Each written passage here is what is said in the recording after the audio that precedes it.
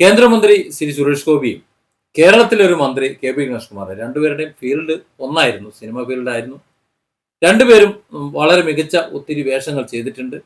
സമൂഹത്തിലെ രണ്ടുപേരും നിറഞ്ഞ കയ്യടികളോടെ ഒരുപാട് കാലം നിറഞ്ഞു നിന്നിട്ടുമുണ്ട്.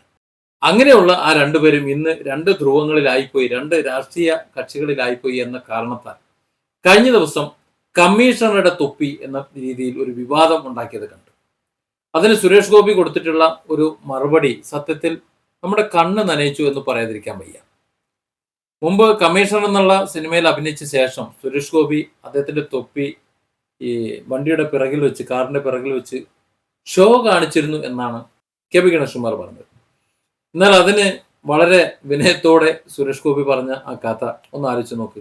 ഒരു സിനിമയിലൊക്കെ അഭിനയിച്ചിട്ട് അത് കമ്മീഷണറാണെന്ന് തെറ്റിദ്ധരിച്ചിട്ട് ആ പദവി സിനിമയിലുള്ള വേഷമാണെന്ന് പോലും മനസ്സിലാക്കാതെ അതിന്റെ തൊപ്പിയും വണ്ടിന്റെ ബേക്കിൽ വെച്ചിട്ട് ഞാൻ കമ്മീഷണറാണ് എന്ന് പറഞ്ഞുകൊണ്ട് ഞെളിഞ്ഞു നടന്നു എന്നാണ് പറയുന്നത്.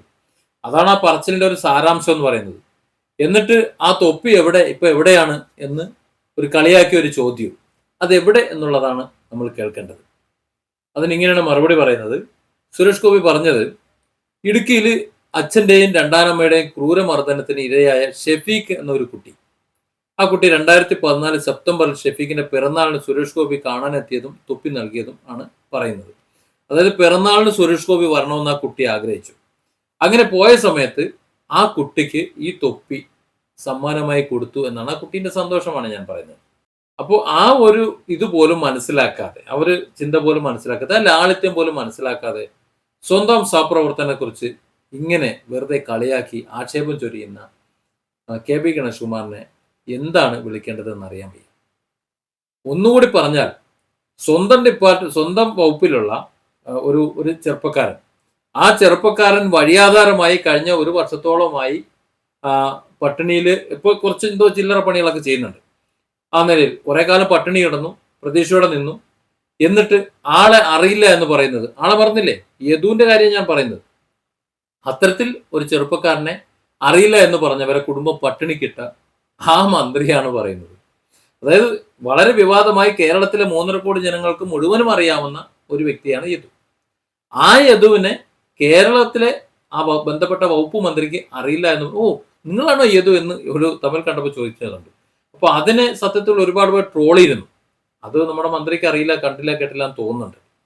അപ്പോൾ ആ ആളാണ് കൃത്യമായി ഓർമ്മിച്ചു വെച്ച് പണ്ടെന്നോ സുരേഷ് ഗോപി കമ്മീഷൻ എന്നുള്ള സിനിമയിൽ അഭിനയിച്ചിട്ട് തൊപ്പി വെച്ചിരുന്നു എന്ന് പറഞ്ഞിട്ട് അദ്ദേഹത്തെ ആക്ഷേപിക്കാൻ ഇറങ്ങി വരുന്നത്. എനിക്ക് എൻ്റെ പ്രിയപ്പെട്ട മന്ത്രിയോട് പറയാനുള്ളത്, നിങ്ങൾ സ്വന്തം ഡിപ്പാർട്ട്മെന്റിൽ നടക്കുന്ന കാര്യങ്ങളൊന്നും അറിയണം.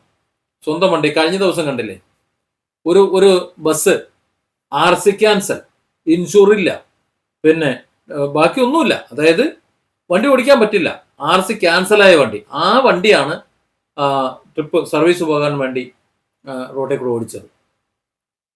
അവസാനം അത് പലരും വിളിച്ചു പറഞ്ഞു, അത് പണിയായി. എന്ത് നടപടി എടുത്തൊന്നും എനിക്കറിയില്ല. അതായത് ആ വണ്ടി പോയി എന്തെങ്കിലും ഒരു അപകടം ഉണ്ടായിരുന്നെങ്കിൽ ആ ഡ്രൈവറെ കാര്യം കാട്ട പുകയായിരിക്കും. ഒന്ന് ആലോചിച്ച് നോക്ക്. ആ കുടുംബം ഇൻഷുറൻസ് ഇല്ല, പൊല്യൂഷൻ ഇല്ല, ടാക്സ് ഇല്ല, യാതൊന്നുമില്ല. RC ക്യാൻസലായ വണ്ടി സർവീസിന് ജനങ്ങളെ കയറ്റി ഓടിക്കാനായിട്ട് ഇട്ട വകുപ്പിന്റെ ഒരു മന്ത്രിയാണ്. ആ മന്ത്രിയാണ് ഒരു തൊപ്പിന്റെ പേരിൽ സുരേഷ് ഗോപിയെ ഇങ്ങനെ ഇട്ട് കളിയാക്കുന്നത്. Different angles. Don't forget to subscribe and support this channel.